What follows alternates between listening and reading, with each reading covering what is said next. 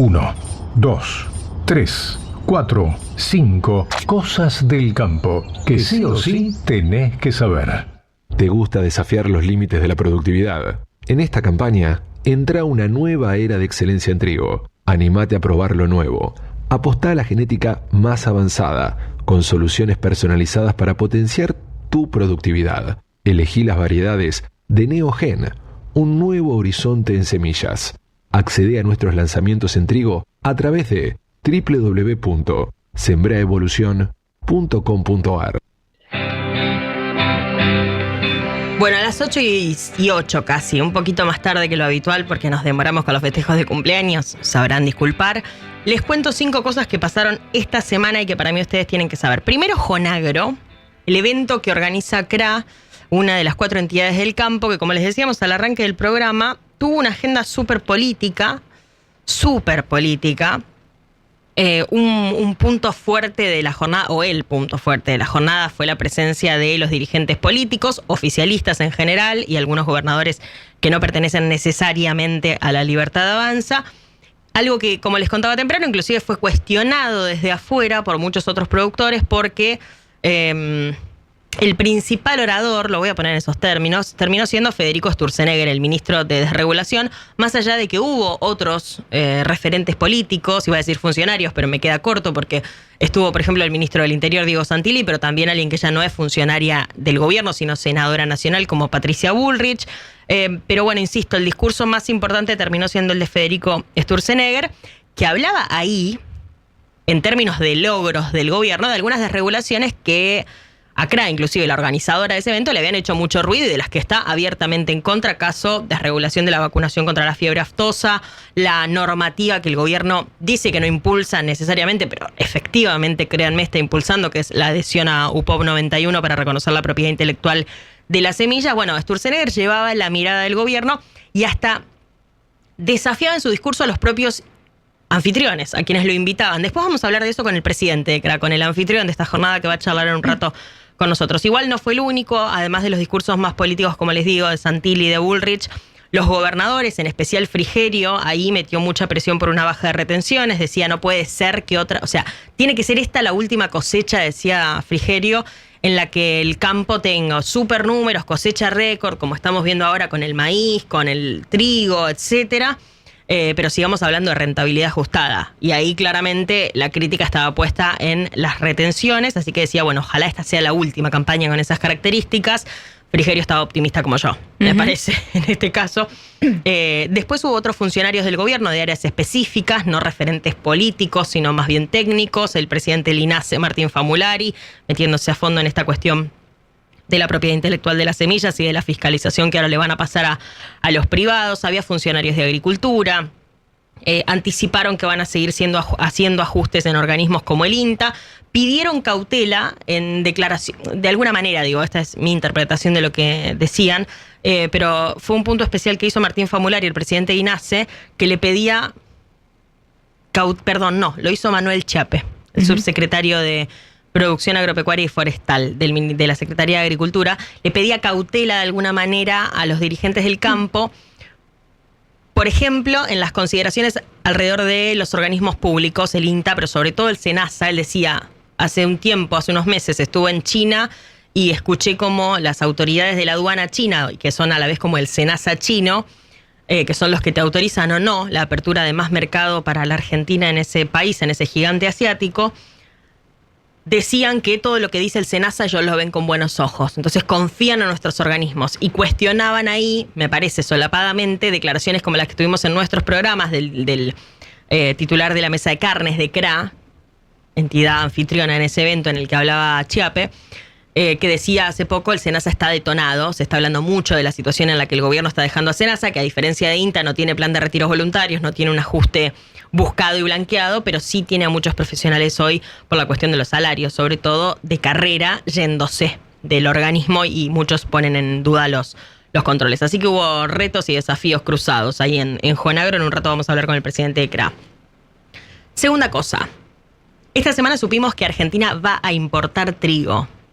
Pero como, Carola, no veníamos de cosecha récord de trigo en Argentina, sí. pero ya hace algunas semanas que se había generado una polémica por la falta de oferta de trigo por parte de los productores. La industria molinera había dicho que no conseguía trigo para molienda, para hacer harina básicamente, y lo que advirtieron en las últimas horas, y ahí en el marco de A Todo Trigo, es que van a importar trigo. Sí, en este año del que yo les hablo, de cosecha récord de entre 28 y 29 millones de toneladas que se han cosechado, en principio estaba previsto que este trigo venga de Paraguay. Cifarelli, que es el presidente de la industria molinera, que también en un rato va a hablar con nosotros, hablaba de la paradoja de la abundancia. Lo ponía en esos términos, porque esto no se da por falta de trigo, que como decimos hay mucho, sino por la falta de trigo de calidad panadera. Ya había pasado algo así en el 2016, que se había visto como un hito, la verdad no es normal. También había habido problemas de calidad con el trigo y hubo que traer en ese caso de Uruguay. Bueno, en teoría esto no debería encarecer, se lo vamos a preguntar en un rato, los costos de la molinería y por ende la harina y por ende el pan que consumimos los argentinos. En teoría, insisto, no debería encarecerlo porque hasta dicen que el precio que consiguen en Paraguay por el trigo de calidad panadera es mucho mejor que el que consiguen acá. Bueno, además acá falta. Eso también es un punto importante.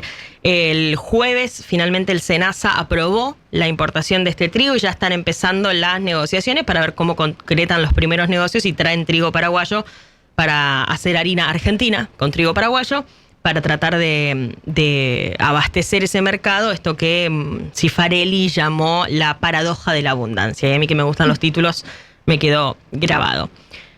Tercera cosa. Se dio A Todo Trigo y tenemos números oficiales, estimaciones oficiales de cuánto trigo se va a sembrar. Ya veníamos sabiendo que la campaña 2026-2027 de trigo, que es la que está arrancando, ya se empezó a sembrar en algún lugar, muy incipiente obviamente. Venía muy bien desde el punto de vista climático, hay agua, hay lugares inclusive en los que sobra agua, hay agua, los perfiles están ok para largarse a sembrar el trigo, pero, siempre aparece un pero, salvo la campaña pasada. El pero de este año tiene que ver con la guerra, el conflicto en Medio Oriente que encareció mucho los costos de la siembra de trigo. En particular, subió muchísimo el precio de la urea. Algunos hablan de 60% y otros dicen hasta 80%.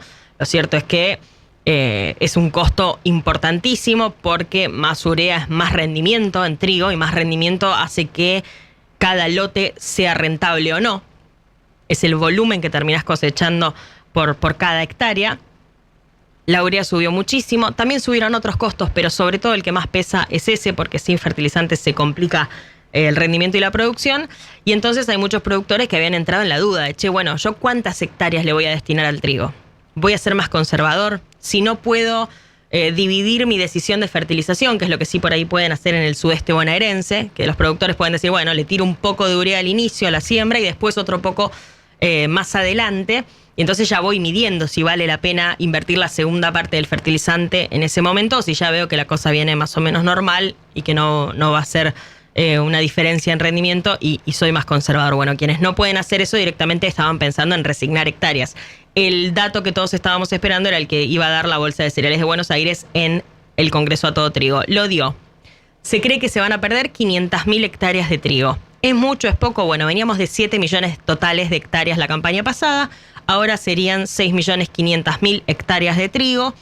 Es un número interesante igual. Están hablando de una producción final, esto es muy incipiente realmente, créanme, pero se está hablando de una producción total, de una cosecha de 21.300.000 toneladas de trigo. Sí es mucho menos que el año pasado, que estuvo entre 28 y 29 según quien dé el pronóstico. Entre 28 y 29 el año pasado, 21,3 este año. Es grande la caída en producción. Es verdad que estamos comparando con algo que dejó la vara muy alta, una cosecha absolutamente récord de trigo para la Argentina, pero algo me hace pensar, lo que he hablado con muchos referentes, asesores, productores, todo eso me hace pensar que quizás este número puede ir mejorando. ¿Va a llegar a los 29 millones de toneladas? Bueno, no hay algo hoy que indique que Argentina pueda repetir semejante producción, pero sí se puede pensar en que la cosa mejore un poquito en la ventana que va a ser más amplia de siembra que hay este año, porque está bajando un poco, obvio que no a los valores de enero o de diciembre, mejor dicho, la urea, pero está bajando un poco y subió el precio del trigo por algo que pasó en Estados Unidos, que es que el Departamento de Agricultura de Estados Unidos dijo que por la sequía Estados Unidos va a tener la peor cosecha de trigo de los últimos 54 años. O sea, es una muy mala campaña de trigo la que está teniendo Estados Unidos. Eso hizo que subiera bastante el precio, entre 15 y 16 dólares la tonelada en Chicago y en Kansas, en una jornada. Y se cree que se va a mantener bastante estable esa tendencia alcista del trigo. Por ende, aparece una oportunidad para los productores argentinos que dicen, bueno, el costo me subió, ahora está bajando un poquitito ese costo que subió tantísimo y está mejorando el precio que me van a pagar por eso. Por supuesto que lo que todos están esperando es que Argentina deje de descontarle a los productores del precio natural del trigo, del precio que paga cualquier exportador a cualquier productor en cualquier lugar del mundo. Argentina siempre tiene ese 7,5% de retenciones, que ha ido bajando el año pasado. Pensemos que estaba en 12 para diciembre del 2024.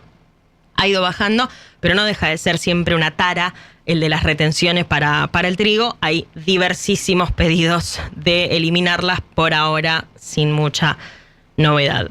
Cuarta cosa, se juntaron Trump y Xi Jinping y como no dijeron nada de la soja, cayó el precio.